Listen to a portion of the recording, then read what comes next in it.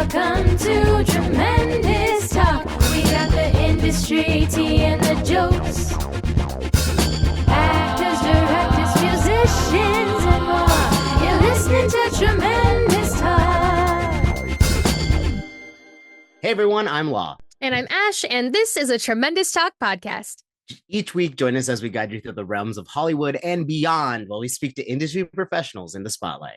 So grab a boba tea and leave your shoes at the door. Welcome to Tremendous Talk. Yeah. This week on the podcast, we're so excited to have Giovannie Espiritu, an actor, producer, director, writer, filmmaker, speaker, musician, and one of our favorite people. Yes, she is. Her identity is inherently political, and I love that she says that. A bisexual, once undocumented immigrant Filipina mom who spent time in a biblical doomsday cult as a teen. Wow. That's crazy. Her first short film, Ultra-Feminist, got an honorable mention at Outfest Fusion, and her second film, Ally 3000, won over 12 awards at film festivals, mainly in scriptwriting and social justice. Preach. That's some That's award-worthy no small stuff. feat. Yeah, that's crazy. Kind of a big deal. Most of her work has taken aim at dismantling the patriarchy, healing generational trauma, and exposing systems of bias with humor. What? I love it. That's my whole personality. That makes me so happy. Her IRL and real life mantra is to break hearts wide open and create more moments of joy. And as an actor, she was once nominated alongside Academy Award nominees Alfred Woodward and Amy Irving for Best Supporting Actress, but she didn't know what to do with that information other than put it on a business card. Solid. Honestly, Giovannie is a pillar in the community and such an absolutely amazing leader, role model, and inspiration to so many people. We can't wait to get into all of this with her and so much more. So, welcome to Tremendous Talk, Giovannie Espiritu. Woo! First of all, hello, Giovannie. Thanks for being on Tremendous Talk. Oh, we love this energy. This is what we needed. Yes. I was just telling Ash that my energy was off today, but this might loop me right back where I need to be. But Amazing. Thank you for taking time to be on Tremendous Talk.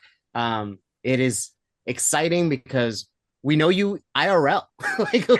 like you're not just someone that we're reaching out into the ether and pulling on. Like we know we're gonna have a great time. So thank you, first of all. We'll start with that.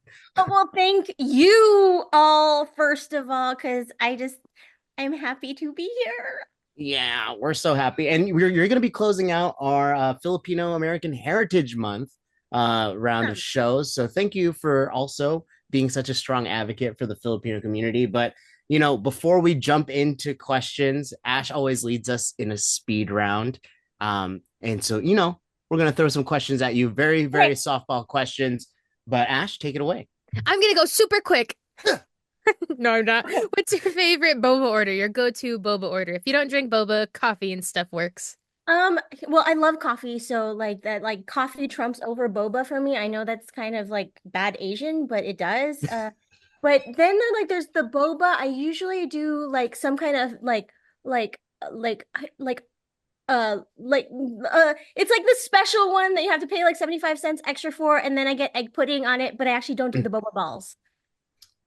You know what? That's okay. I'm a big custard egg pudding guy myself. I was just saying this with our last guest, but it's underrated as like a boba topping or addition. I don't know what you call that, but no, I think it's because of my love of taho. Yeah. That makes sense. It all circles back. Fun fact for you, when me and Giovannie first met, we met at a Cafe 86 here in Vegas, and I had their hibiscus tea. Bro, it's still I think about that tea every week. Okay. So we know you lived out. What's your favorite? Crack cookies though on there. Dude, those are so good. Yeah, I just had them on a shoot recently. Oh my God! Shout out to Arsenic and Adobo, where they bake ube cookies. Crinkle cookies or whatever. Yeah. Okay, we're talking about food. We can't talk about what's your comfort food. I have to know the comfort food that you go to. Comfort food is mashed potatoes. Okay. But I found something really amazing. So I was in Culver City this week, and I actually got a cauliflower soup that tastes like mashed potatoes. That was so good. I had it every single day. Oh, dude. Yeah. That sounds delicious. That does sound really good. Do you know where that was? You forget? Yeah. So in Culver City, there's like a place called the Culver Steps, and it's like this Okay. little Italian place next to the theater because I was in town for the Michaud Film Festival, and $8 for a bowl of like a really nice bowl of cauliflower soup, and then you can get two slices of margarita pizza for $3.75. So Whoa, that's a yeah, deal and a steal. I like that. yeah.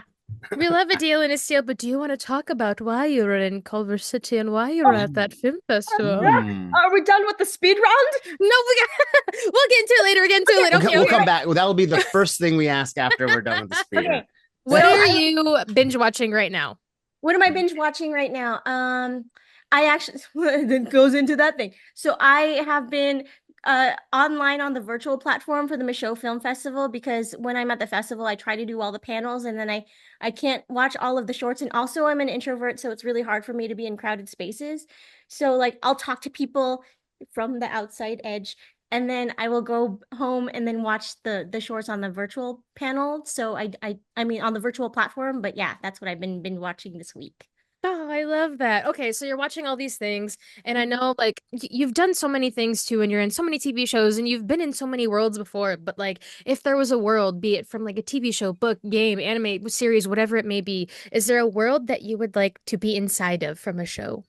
From a show perspective, to actually live in the world, no. Like Westworld and Walking Dead are my two, like I love those kind of shows. But would I like to be on those shows? 100% F yes. I love Westworld because like I don't know, there's something about the patterns and like think about the, the robots being in those patterns and how like we as humans get into these patterns in our daily life. Like I'm just like, oh, that hits me. And then Walking Dead, I don't know if Law knows this about me, but Ashley, you know this about me that I was in like a biblical doomsday cult. So anything that has like apocalyptic things to it or like survival mode, there's something that I'm just like, yeah, I know that. So Walking Dead is always like, yeah, yeah. I want to have a community of people that I would feel safe in a zombie apocalypse. So Ah, I love that. Do you like the 100? I haven't seen it. I And think that's you, okay. I don't know if you might like it or not, but it made me think of you. Anyway, when you just said Okay. that. But it's We'll on check it my out though. Yeah, let me know what you think. Okay. I think Law, do you have a question? No, I mean, at the end of the speed round, we always ask this to all of our guests, but interpret it as you will. But Giovannie, what makes you tremendous? I hate saying this, but it's true. I think it's because of my resilience. And I have this phrase that's like, that I go to all the time. But the great thing is, so no matter what kind of ish happens in my life, I always like, but the great thing is, blah, blah, blah, blah, blah, right? Like, so if I get a parking ticket, but the great thing is I like clean streets. Like in this last month, if you were following me on Instagram, I had this saga happen where my HOA unlawfully towed my car from the front of my house without permission twice. They did it twice. But the great thing is, it really sucked. But the great thing is that I'm learning about the court systems. I'm learning about like HOA. I'm learning about how to talk to people that dismiss me in a way that I'm not scared anymore for confrontation. That's great. It reminds me of someone just like I was like commiserating, right? And I was like complaining about something kind of small in retrospect. And they were like, have you ever heard of like the burnt French toast theory? Have you ever heard of that before? No. It's like when you're, like maybe you have like a really important day ahead of you and you're making yourself breakfast, but you burn your French toast, so it delays you and you're late to the thing. But what if there was like a car accident that happened? Like it saved you from, another event. So it's like, it's kind of like that twist of like, but the great thing is, like maybe this thing happened, but the great thing is you find perspective, or maybe you do like find something, a different win within that loss, Exactly. But yeah, that's kind of fresh in my mind, but I like that it's like in the same realm as what you're thinking. But resilience is a good thing to have. I never hate saying that about yourself. I know, That's a but good you know, thing. like how it's just like like we are expected to be resilient, and I kind of hate that. Like Yeah. I want us to have like soft lives and not be about like all like survival Yeah. and stuff. You know what I mean? Like we are so Totally. good at surviving. We are so good at be like, like being so resilient and pushing through and which is great. But I really want for us for to everybody to be able to have peaceful lives, Mm. Yeah, I want to be baby. I want to be Yeah, baby so right? bad. Honestly, dude. Absolutely. This whole like after 2020 brought a lot of like questions into my brain about like what is success and what does success mean Mhm. and stuff like that. And then I realized one of my I sometimes mediocrity and what my idea of mediocrity, like I want a simple life. I want to go home and just chill the fuck out sometimes. Like I don't need to be like XYZ star level super lord power, all this kind of stuff. Like just living your life and being happy it is so underrated, I think. But I love this like embracing resiliency, but also having the awareness of like what is resiliency, how did it come from, all this kind of Mhm. stuff. That's great. That is great. This was mentioned in the intro, and Giovanni, you just mentioned it, and I Mhm. had no idea. We were recording the intro. I was like, she was in a what? But how much of that resilience comes from your experience of escaping a let me make sure I got a biblical doomsday cult. It Yeah. is not every day you get to talk to someone who has a full TV movie about them. That's crazy. I want to. My curious brain wants to know what the heck is I mean, like happening. I feel like I'm making a documentary so I can like just be like just watch that, right? Yeah, yeah, yeah. Yeah, a lot of my resiliency does come from that, but it also comes from the fact that my family is from Tondo, Manila, which is like like the super of like the, gang infested, Mm, really, really violent kind of, place in the Philippines. And my mom had me when she was 15. So there was already like a lot of like stuff that my family has come through that I kind of get my pluckiness from. And yeah, like being in the cult, it was tough. Like it led to like a domestically violent relationship that I kind of came out from. So that's why some of the stuff that's happening now, like the towing thing, I'm like, I've yeah. been through worse. Perspective, right? Yeah, Yeah. exactly. Perspective. That's It's funny wild. how, well, not funny, I don't know about funny is the right word, but it's interesting how the things that like may haunt people, or I'm thinking about like my like trauma and generational trauma and whatever may like haunt me at night and stuff like that. Those are the things that kind of like give me peace, if that makes sense. Like, Mm, no, I went through that. I'm solid. Like this happened to me, like I can go through anything. Like, oh, this is just peas and carrots. Like, we've gone through worse. That's Yeah. so cool how you use bad things to kind of power you forward, but in your stories that you write, and I love that you're making, is it Into the Motherland? Is that the one about the cult? Yeah, so Into the Motherland is the one that I am making about my family and about like the places, like why did I even want to go into a cult? Like what were the family dynamics in that? And then also the stuff that my mom and my grandma went through and my great grandma went through that kind of like built those systems into us. Like yeah, hmm. so that's my documentary that I'm working on too, aside from all the other stuff that I'm doing. So many things. How do you in healing that generational trauma and taking the stories of your family, that's like a whole step in itself. But also, how do you find balance between, like you say that you do these things through humor, right? And you like build these stories and you kind of navigate through humor, but how do you balance the documentary, the finding bits Mm, of humor, the finding resonance? Like how do you find that within also relating to people, but not keeping on this like just like I don't want to call it trauma dumping, but when I write from a place of trauma, it feels like I am trauma dumping. So how do you mm, balance that? For first thing is that I don't feel like I'm balancing anything at all. I honestly don't. I feel like I am just taking the next best step that I know from this moment in time because I can't think about like the future. Like I honestly can't. Like there's so many things that even now, like I'll get too anxiety ridden thinking about the future in this election year, right? yeah. But what can I do? Like every single thing that we do in the future starts with now and what my choices are right now. So that is the only thing that I can control. So how do I balance it? I don't, honestly. I just like think about like what is the next best step? Even if it's a baby step, it's like, okay, I'm gonna do that, right? Um, and how do I not trauma dump? There was something that I saw on TikTok. It's on my Instagram feed right now, but there's this lady, I don't know who she is, but she really said something that I needed to hear today where she was like, for those of us that can feel, that is a gift. And if we can put those feelings into art, that helps other people feel those things, because sometimes they don't have the right words to say what they're going through. And for you to be able to put that in your art and put it out there, it helps other people identify what they're feeling and also be like, feel less alone, and also maybe know what to do. That's really beautiful. But you know, I think there's something confusing there for a lot of people how to interpret their trauma into like palatable art that, like, you know, people can resonate and relate to. I But don't it know if seems it's like palatable. You just but broke my brain, by the way. you know, I did an interview once and I asked that question about like how do you make trauma palatable for an audience, and he was like, I'm not trying to make it Yeah. palatable. I'm trying to make it honest. Yeah. And you know, like it sounds like that's like probably, you know, like to be fearless in your art as well, and not, especially when you get to produce independently. I imagine there's like a freedom there to kind of like, this is the story I want to tell. Have you ever felt pushback when it came to like the topics that you wanted to cover, Oh, and I get pushback all the time. yeah, how do you deal with that? Yeah. So first thing is like, where's the money coming from? Because like real talk, like you have to kind of like concede to where the money's coming from, right?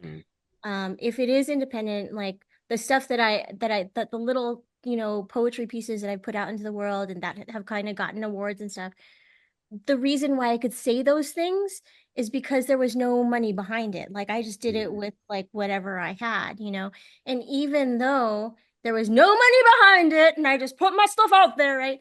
I still got pushback. I still got pushback from people that saying, Geo, you shouldn't be putting yourself out there like that. Like you should be careful because if people see you this way, blah, blah, blah, blah, right? They're not going to fund you. They're not going to like want to have anything to do with you. And it was scary for, especially the first couple of years, right? Like because you don't want to close the doors, the very, very little doors that are open to you. Um, but I have found that I'm actually getting I'm gonna get like a little bit emotional. Sorry, you guys. Um, putting myself out there as authentically as I can is like a signal to the community that I want to be part of. Mhm. It is a signal to the community that I want to build. So, like, me being super out as like a bisexual queer person is a signal out to my queer community in the alphabet mafia. They like, to like come gather, a safe person, right? And it will keep away the people that I do not need or want or will diminish or devalue me. And I think that is actually a lot more peaceful for my soul. And because even now, even though I'm out or like I'm a little bit more outspoken in my views, there are still people that push back and like want to tear you down. Dude, Yeah. it's the Bye Batman symbol. The Bible. Ash. That's crazy. Yeah, dude. I love it. Wow. Yeah. Yeah, that was really beautiful. Thank you for sharing that, though. Um, Something about you that I love that I just have to mhm. shout out really quick too is that like I love everything that you do and everything that you bring. Like from the first time that we met, even to how we met, like, hey, you guys, you should talk to each other. Like, hey, do you know this person? Do you know this person? You guys should hang out. To like me calling you up, like, hey, I need ate advice. Like, you're just so supportive and you're constantly championing those around you. And you just are like this fearless shit that you got going on, like this aura of being fearless and like I am not fearless, defending. Ashley. I am But so like not fearless. on this side, that's what I see and that's what I feel. Like when I look at you, I feel fearless. When I look at you, I feel like I can fucking yell at someone who tows my car. Like, but And you can. I love that you do that for everybody. Like, whether you feel it or not about yourself, like just the fact that you give that to us and it's such a gift that you give it to all the people who follow you or who know you or are friends with you. Like, it's so contagious, the aura and the energy that you bring to the table. And I just have to give you flowers for that. Thank you. Mm. Aw. I appreciate that so much because I'm not fearless at all. Like I am scared so much, so Mhm. much.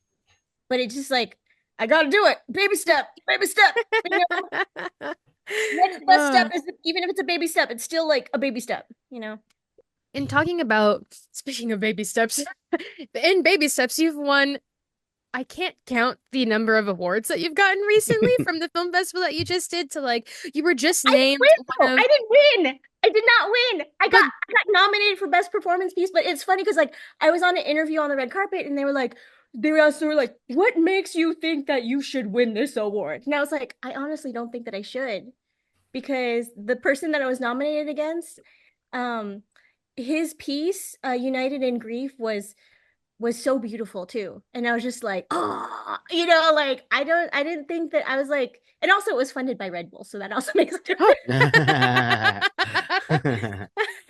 But like also like, you know, like but yeah, like I didn't win for this one this weekend, but I did get nominated again, and I just found out for best score for the Las Vegas Filipino Short Film Festival. I didn't win that either. And then I just got runner up for Bitch Fest for Into the Void, which is the one that was in the Michaud Film Festival. dude, I mean, Yeah. in my life, whenever I even get a nomination or anything, like that's a win to me too. It is But a also win, though. like you got recognized as one of the 23 most influential Filipina women in the world in the innovator and thought leader category on the Filipina Women's Network. Also, you were just on the Las Vegas Weekly's Women Inspiring Nevada or something. Like this is kind of not a small deal at all. Like these things are huge, dude. Like I opened up a magazine on downtown Las Vegas and your face was in the magazine, dude. Like how these tiny baby steps that you take, and you're talking about like not being able to see far in the future, just taking the one step ahead of you. How the fuck did you do those things? Like I have no like, honestly, it's baby steps. It's like baby steps. Just it's like you know how they're like it takes 10 years to be an overnight sensation. I've been working since 2003, you know, like Wow. so like it is just baby steps, and it's like a culmination of things. And you know, it's funny because like I was talking to my childling the other day about like all this stuff, right? Like all this like you know, like even just being on like the what just list just came out, the 75 influential Filipinos that just came out too. Yeah. And the weekly thing, and you know, the nomination thing, and I'm just like, it matters, but it also doesn't matter in a way. You know, like it's like what has changed in my life. It's still hard to get funding. Right? It's still like an uphill battle, but it does give me a little bit more to say, like, hey, I know what I'm doing. You know, even though I don't feel like I know what I'm doing, I do know what I'm doing. So that does help, but I don't, there's no plan for this, you know, there is no plan. There's like a vision board somewhere in the back of my closet that I have, but no plan. Like every day it's like, oh, this is what I do. This is what I've been doing every day. I've been writing 10 things that I'm grateful for, and then I write a checklist of like the things that I need to accomplish just for that day. Yeah. Just for that day. Yeah. You know, and then if I don't get it accomplished, I try not to poo-poo on myself and I just move it to the next day. That's like super basic practical advice stuff, but yeah, that's what I do. No, baby steps, dude. I think that's such a good habit too, because I think people will get, you know, you see a task list and then you get so like, I don't know, for me, I get so like focused on I need to check off all these boxes, but it's like, what happens if I do this part tomorrow? And you're putting all these like expectations and limitations on yourself that ultimately are not good for your mental health. Right. But you know, something that you said in there, it's interesting because it made me curious. But I've met so many, you know, highly awarded filmmakers and talents, and I always do like to ask about how it validates the experience. So, do you actually feel any validation from these accolades, given that on one side of the coin, it's like how much has my life changed because of them, but on the other side, it is like an appreciation of your work. Do you actually receive any validation from being awarded? Yeah, I put it on my email like signature now. I love it. And I put it on my business cards. You know? I love And I it. have it like in the back there just for things things like this, and I talked to like a business mentor way back when I started like coaching on my own, coaching actors on my own, and I had this imposter syndrome feeling of like putting my stuff up and out there. Like I have so many awards, like it's ridiculous, like it's a little bit ridiculous. And I felt like so like I'm so full of myself, I'm so freaking conceited, da da da da da, right? But he said, if you put your awards out there, you will have to speak less. And that like spoke to me as an introvert because I hate talking about myself. Like I know that's weird, but it's like hard for me to talk about myself. I'm getting better at it. I'm getting better at talking to people. But if I put it out there, then I it's less that I have to qualify myself. And I still have to qualify myself all the time and constantly prove myself. Even like, even though I have all these accolades, if you put me up against a white man, people will go towards the white man. You know what I mean? Like, and unfortunately, in this world, as we can see, like, even though somebody has like all these, experience and education and accolades, sometimes it still is a fight to even be recognized. Wow. That is both inspiring and disheartening. I'm just kidding. It is curious though, because it's just like how do you best use those like achievements to like continue moving forward? I think a lot of people will see like, oh, they already got this thing, so they're good, like they're in a good place. But it is also refreshing to hear that it's like, no, the struggle continues and will continue to continue. And you have to almost like cycle, like you have to keep the cycle going of proving yourself, which is also like speaking to that point that you said at the beginning. It's just like, well, man, sometimes I just want to slow down. I just want to kick it and have like a soft, easy life. But the industry is a fickle bitch. You know what I We mean? chose it. We still have to think like we chose to be in this industry, so I keep thinking about that. It's not so like I do have to get myself out of victim mentality a lot. Like, you know what I mean? Like we're here, we chose it, it's tough, but we know what a difference it makes in the world. Yeah, absolutely. Making the most of it while we're here too. Geez, man. I think I'd love to chat with you about like, okay, so you have Into the Mother, you have Made to Shine, you have Love and Karma. Made to Shine, a little drop there. I think 2 people in this podcast are involved with that, huh? Listeners, Ash is in that. She won't say it, but she's in that series. I'm so happy. But you have all these things going on, like between balancing it and writing your gratitude list every day, and also like fighting the HOA and like dismantling the patriarchy. Like, and I know you say you don't have a balance in it, but like, what's a regular day in your life look like between all the things that you do? Everything's different. Every day's different, honestly. Like, so something that I also do is, like I coach actors. And so that will change on a daily basis because, like we get our auditions and then they're due in like 2 days. So like I have people that, book me. So my day changes on that because that, even with the filmmaking stuff, that is kind of like my safety day job, right? So like people looking at me, oh, you're a filmmaker? Oh, you're making a series? You're not making money at it. You know what I mean? Like you're not, that I can't live like on that and raise a child on that. So my day changes based on how many people book me for that day, how many people have auditions, how many auditions I have. But usually it starts with a cup of coffee because I'm a coffee fanatic and like my gratitude list and to-do list. Like today I'm doing this podcast, right? This is part of it. And then I'm going to the Nevada film thing later on. And also I've been on the phone talking to location people for the shoot that actually you will be in on the 16th and 17th because I need to find a place for that. And then, like every day is very, very different. I don't know if I can take you through a full day. I try to at least spend some time with my kid in every day if I can do that. And then last week was ridiculous because that was the film festival, and film festival weeks are crazy because your schedule's based on what the film festival does, right? Oh man, I love that though. I love that you can do all that, have a different day every single day, and still manage to like prioritize family and the things that make you and are important to you. Yeah, no, that's totally important. Like my child, who is not a child anymore, is going to be going to grad school next. Oh, wow. Oh. Yeah. So yeah, law. Like when I was in a biblical cult, like a lot of stuff happened in the biblical cult, right? So yeah, but like I realized that I need to be in a drivable distance to them to make my Mhm. heart feel good. And I want to be able to have coffee with them at least twice a week. You know? Yeah.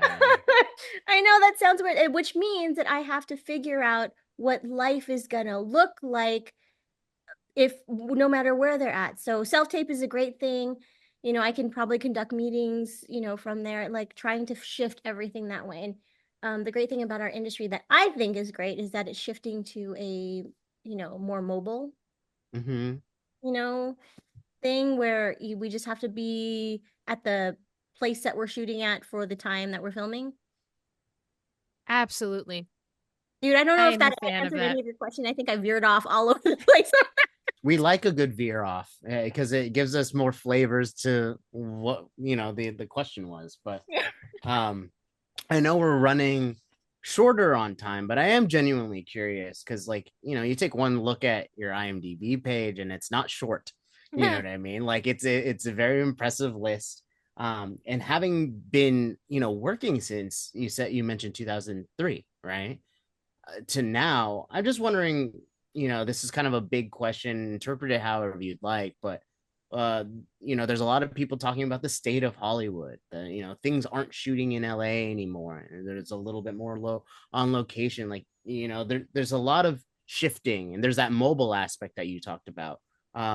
When you think about your future in this industry, and whether that's as a filmmaker, as a talent, or beyond, well, what are your thoughts? Like, how do you feel about where we're at and where we're going? I feel like AI is gonna F stuff up for actors real hard. I feel like, and that's why I've kind of like sunk myself into like the improv world, like where live stuff is, right? Because you can't replicate that with AI, right? And AI is a great tool, but it is a tool, right? But it is gonna F stuff up for actors. And I've been trying to learn how to produce. I can make the thing, I know how to make the thing, but funding is still a little unclear and distribution is still a little unclear. So I'm learning about that stuff. And I think as creatives, we have to learn about that stuff because we have to learn how to fund the stories that we want to tell, because otherwise it's going to be told by the same people or the people that have the money, and they are going to control what is put out there into the world. So I think that's really important for creatives, especially creatives from underrepresented communities. I think we also need to figure out how to make storytelling a little bit more accessible, like on a high level. Like we're like, the great thing is that, you know, mobile filmmaking and, you know, independent filmmaking is on the rise, and we have the you know, the equipment and stuff to like be able to do that. Uh yeah, like that's, but I think we need to do more of the independent stuff. But we still need to learn how to like do the distribution. Yeah.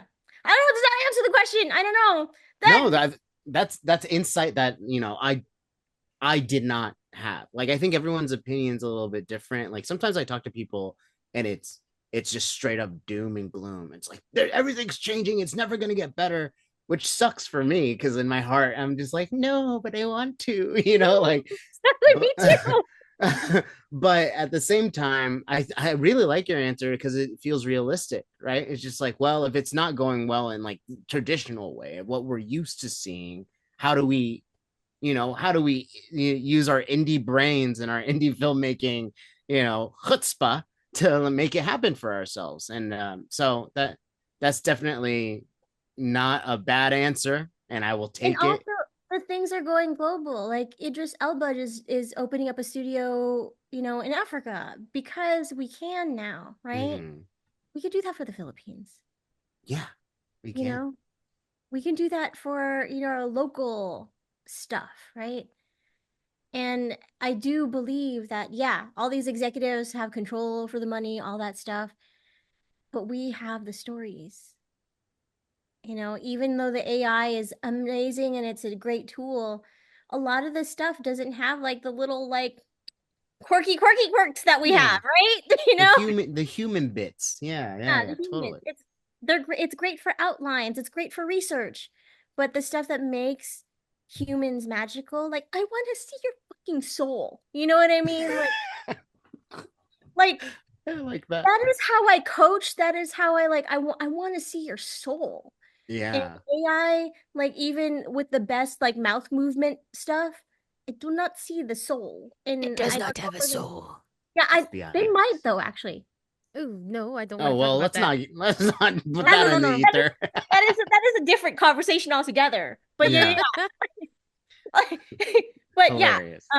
yeah. But like as for right now, I want to see people's souls. So yeah. Ugh, that makes me want to take an acting class with you. What other nuggets of wisdom are in that brain of yours? But you know, we only have so much time on this podcast. Ash, do you have any questions before we lead into wrap up here? Or are we good to go? This was so great, dude. Thank you. I feel like what a there's good so episode. there's so many tidbits that we talked about today that we could have like 6 hours of conversation on each one. Man, I do have to shout out my AI doesn't do improv shirt again. I should have worn it today. But shouts to everything that you said, 100%. And I can't tell the listeners enough to follow Giovannie and everything that she does and all she's doing and all her 75 million projects that I can't wait to see all of them. Thank you for having me on this. This was fun, you know, and I love how colorful everything is. It like makes my heart happy.